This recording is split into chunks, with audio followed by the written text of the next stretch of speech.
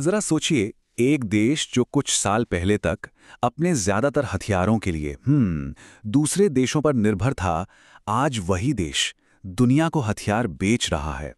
ये भारत के defence sector की एक नई कहानी है, एक जबरदस्त बदलाव की कहानी। और ये सिर्फ आंकड़ों का खेल नहीं है, बल्कि ये आत्मनिर्भरता की तरफ एक बहुत बड़ा सफर है। तो चलिए, आज इसी बड़े बदलाव की एक एक परत को खोलते हैं और समझते हैं कि ये सब हो कैसे रहा है। सबसे पहले जरा इस नंबर पर नजर डालिए, 38,424 करोड़ रुपए। ये कोई छोटी मोटी रकम नहीं है जी। ये वित्त वर्ष 2025-26 में भारत के डिफेंस एक्सपोर्ट का एक नया ऑल टाइम हाई रिकॉर्ड है। मतलब पिछले साल से सीधे सीधे 60% से भी ज्यादा का जंप। ये आंकड़ा साफ साफ बता रहा है कि दुनिया के 80 से ज्यादा देश अब भारत को सिर्फ एक बाजार की तरह नहीं, बल्कि एक भरोसेमंद मिलिट्री सप्लायर के तौर पर देख रहे हैं। तो सवाल ये उठता है कि आखिर ये इतना बड़ा बदलाव आया कैसे? अचानक से ऐसा क्या हुआ? वो कौन सी नीतियां हैं, कौन से फैसले हैं जो भारत को एक इंपोर्टर से एक्सपोर्टर बना रहे हैं? चलिए अब इन्हीं बड़े कारणों को जरा समझते हैं। देखिए, इस पूरे बदलाव के पीछे जो सबसे बड़ा कारण है वो है एक फैसला। सरकार ने तय कर दिया कि सेना के लिए जो भी नए हथियार खरीदे जाएंगे, उसका 75% पैसा सिर्फ और सिर्फ भारतीय कंपनियों को ही दिया जाएगा। मतलब साफ है, अब हमारा पैसा बाहर जाने के बजाय देश की इंडस्ट्री को ही मजबूत करेगा। ये लोकल कंपनियों के लिए एक तरह की गारंटी बन गया है, जिससे उन्हें आगे बढ़ने और हमारी इंपोर्ट पर निर्भरता को कम करने में जबरदस्त मदद मिल रही है। और उस पॉलिसी का असर वो आप इस आंकड़े में साफ देख सकते हैं। वित्त वर्ष 2024-25 में भारत ने 1.51 लाख करोड़ रुपए के डिफेंस इक्विपमेंट देश में ही बनाए। कमाल की बात यह है कि यह सिर्फ सरकारी कंपनियों का ही काम नहीं है। अब तो प्राइवेट कंपनियां भी इस रेस में शामिल हो गई हैं और उनकी हिस्सेदारी अब 23% तक पहुंच गई है। ये भारत की बढ़ती मैन्युफैक्चरिंग पावर का सीधा सीधा सबूत है। और जानते हैं सबसे मजेदार बात क्या है? ये जो बदलाव है ना, ये सिर्फ बड़ी बड़ी कंपनियों तक ही सीमित नहीं है। सरकार एक प्रोग्राम चला रही है जिसका नाम है आईडेक्स। इसके जरिए वो सीधे छोटे छोटे स्टार्टअप्स और एमएसएमईज के साथ काम कर रही है। इससे होता यह है कि एआई और ड्रोन जैसी जो फ्यूचर टेक्नोलॉजीज हैं, उन पर बहुत तेजी से काम हो रहा है, वो भी बिना किसी सरकारी बाबूगिरी के। सोचिए, 600 से ज्यादा स्टार्टअप्स इससे जुड़ चुके हैं और उनसे 2400 करोड़ रुपए की सीधी खरीद भी हो चुकी है। प्राइवेट सेक्टर की बढ़ती ताकत का अगर कोई सबसे बड़ा उदाहरण देखना हो तो वो है C295 ट्रांसपोर्ट एयरक्राफ्ट प्रोग्राम। ये इतिहास में पहली बार हो रहा है कि एक बड़ा मिलिट्री एयरक्राफ्ट बनाने की पूरी जिम्मेदारी एक प्राइवेट कंपनी यानी टाटा एडवांस सिस्टम्स को दी गई है। और ये बात सिर्फ एक जहाज बनाने तक सीमित नहीं है। ये दरअसल भारत में एक पूरा का पूरा एरोस्पेस इकोसिस्टम खड़ा करने की तरफ एक बहुत बड़ी छलांग है। तो हमने देखा रिकॉर्ड, एक्सपोर्ट, घर में बढ़ता प्रोडक्शन, स्टार्टअप्स की क्रांति। ये सब तो हैं सफलता की कहानियां। पर क्या यही पूरी तस्वीर है? क्या सब कुछ इतना ही अच्छा चल रहा है, या फिर इस चमक दमक के पीछे कुछ बहुत गहरी, कुछ बड़ी चुनौतियां भी छिपी हुई हैं? चलिए अब इस कहानी के दूसरे पहलू पर नजर डालते हैं। अब बात करते हैं उन बड़ी चुनौतियों की, उन मुश्किलों की जो पूरी तरह से आत्मनिर्भर होने के रास्ते में हमारे सामने खड़ी हैं।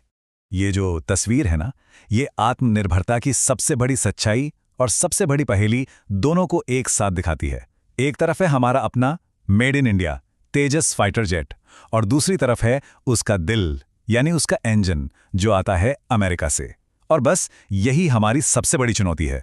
हम ढांचा तो बना रहे हैं, पर उसकी जान के लिए, उसकी सबसे जरूरी टेक्नोलॉजी के लिए आज भी हम दूसरों पर निर्भर हैं। एक और बहुत बड़ी मुश्किल है हमारे डिफेंस का बजट। इसका एक बहुत बहुत बड़ा हिस्सा हमारे सैनिकों की सैलरी और पेंशन में चला जाता है। अब जाहिर है ये जरूरी भी है, लेकिन इसका नतीजा ये होता है कि सेना को मॉडर्न बनाने के लिए, नए हथियार खरीदने के लिए सिर्फ 24% बजट ही बचता है। और इतने कम पैसे में कोई बड़ा बदलाव लाना, आप समझ सकते हैं कितना मुश्किल है। और अब आते हैं शायद समस्या की जड़ पर। देखिए, कोई भी नई टेक्नोलॉजी पैदा होती है रिसर्च और डेवलपमेंट से, यानी R&D से। लेकिन भारत अपनी जीडीपी का सिर्फ 0.64% इस पर खर्च करता है। आप सोचिए, अमेरिका और इजराइल जैसे देश जो इनोवेशन के दम पर दुनिया में राज करते हैं, उनके मुकाबले ये कुछ भी नहीं है। और शायद यही सबसे बड़ी वजह है कि हम टेक्नोलॉजी बनाने वाले यानी इन्वेंटर नहीं, बल्कि सिर्फ उसे जोड़ने वाले यानी असेंबलर बनकर रह गए हैं। इन बड़ी चुनौतियों के अलावा भी कुछ और परेशानियां हैं, जैसे कि हथियार खरीदने का जो प्रोसेस है वो आज भी बहुत लंबा और पेचीदा है, जिसमें सालों लग जाते हैं। प्राइवेट सेक्टर की हिस्सेदारी हाँ बढ़ तो रही है, पर अभी भी टोटल प्रोडक्शन का सिर्फ 23% ही है। फिर जेट इंजन बनाने जैसी एडवांस टेक्नोलॉजी के लिए हमारे पास स्किल्ड लोगों की कमी है, और कहीं ना कहीं एक लंबी साफ सुथरी स्ट्रेटेजिक प्लानिंग की भी कमी दिखती है। तो ठीक है, हमने चुनौतियां तो देख लीं, पर अब सवाल ये है कि आगे का रास्ता क्या है इन सबसे निपटने के लिए, और भारत को एक असली डिफेंस पावर बनाने के लिए आखिर करना क्या होगा। चलिए अब सॉल्यूशंस पर बात करते हैं। तो रास्ता क्या हो सकता है? कई एक्सपर्ट्स मानते हैं कि इन 5 बड़े कदमों से बात बन सकती है। नंबर 1, एक ऐसी पक्की स्ट्रेटजी जो प्राइवेट कंपनियों को लंबे समय तक ऑर्डर मिलने की गारंटी दे। नंबर 2, R&D के लिए एक नई बिल्कुल तेजतर्रार एजेंसी बनाई जाए। नंबर 3, जेट इंजन बनाने के लिए एक नेशनल मिशन शुरू हो। नंबर 4, एक्सपोर्ट को और आसान बनाने के लिए एक स्पेशल एजेंसी हो। और सबसे ज़रूरी नंबर 5, हमारे टैलेंटेड युवाओं को सीधे इंडस्ट्री से जोड़ा जाए। एक और बहुत ज़रूरी चीज़ है जिसे कहते हैं रिसोर्स सॉवरेनिटी, यानी संसाधन संप्रभुता। इसका सीधा सा मतलब है कि जो एडवांस हथियार बनाने के लिए ज़रूरी खास मिनरल्स और कच्चा माल चाहिए, उसकी सप्लाई हमारे अपने हाथ में हो। क्योंकि अगर ये चीज़ें हमारे कंट्रोल में नहीं होंगी तो हमारी प्रोडक्शन लाइनें हमेशा ग्लोबल सप्लाई चेन के उतार चढ़ाव पर निर्भर रहेंगी, जो कि काफ़ी खतरनाक है। तो आखिर में लक्ष्य क्या है? लक्ष्य सिर्फ मेड इन इंडिया का स्टिकर लगाना नहीं है। असली मंजिल तो है भारत को एक असेंबली हब, यानी सिर्फ पुर्जे जोड़ने वाले देश से एक ग्लोबल इनोवेशन नोड बनाना। मतलब एक ऐसा देश जो दूसरों की टेक्नोलॉजी इस्तेमाल करने के बजाय अपनी खुद की वर्ल्ड क्लास टेक्नोलॉजी इजाद करें। तो इस पूरी बातचीत के बाद हम इसी एक बड़े सवाल पर आकर रुकते हैं। भारत आज एक ऐसे मोड़ पर खड़ा है जहां उसे चुनना है। क्या हम सिर्फ दूसरे देशों के डिज़ाइन किए हुए हथियार जोड़ने वाले, यानी एक असेंबलर बने रहेंगे, या फिर हम उन चुनिंदा देशों में शामिल होंगे जो भविष्य की लड़ाइयों के लिए टेक्नोलॉजी का आविष्कार करते हैं, यानी एक इन्वेंटर बनेंगे। रास्ता यकीनन मुश्किल है, लेकिन मंजिल साफ नजर आ रही है। अब देखना बस यह है कि यह सफ़र हम कितनी तेज़ी से पूरा करते हैं।